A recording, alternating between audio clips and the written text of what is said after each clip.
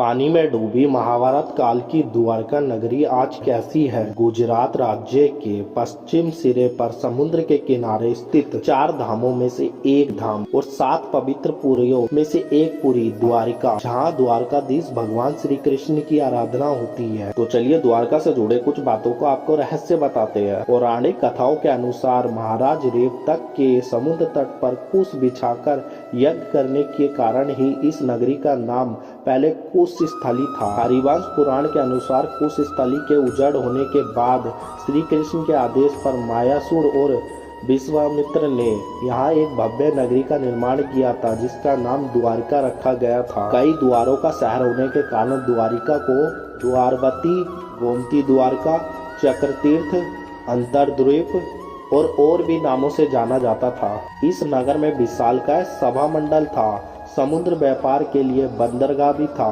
कहते हैं कि शहर में सोना, रजत और रत्नों के साथ 7 लाख महल थे। इसके अलावा वनस्पति उद्यान और झील भी थी। द्वारका के 12 योजन लंबे 9 योजन चौड़े बिस्तर का उल्लेख है तथा इसे कुबेर द्वारा निर्मित बताया गया है। और बहुत से पुराणकार मानते हैं कि कृष्ण अपने 18 साथी और कुल के साथ द्वारका आए थे। यहाँ उन्होंने 36 साल तक राज किया।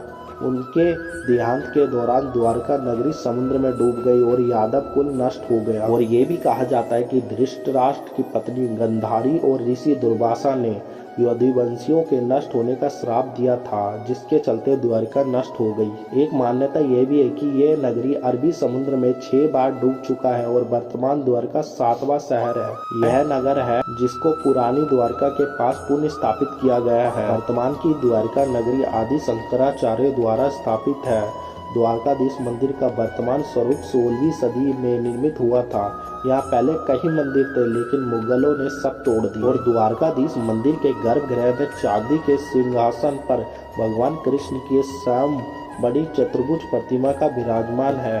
और यहाँ उन्हें रणछोड़ भी कहा जाता है। कहते हैं कि इस मंदिर की जगह पहले निजी महल और हरि गृह था। वर्तमान में द्वारका 2 है, गोमती द्वारका और बेट द्वारका। गोमती द्वारका धाम है और बेट द्वारका पुरी है। बेट द्वारका के लिए समुद्र मार्ग से जाना पड़ता है।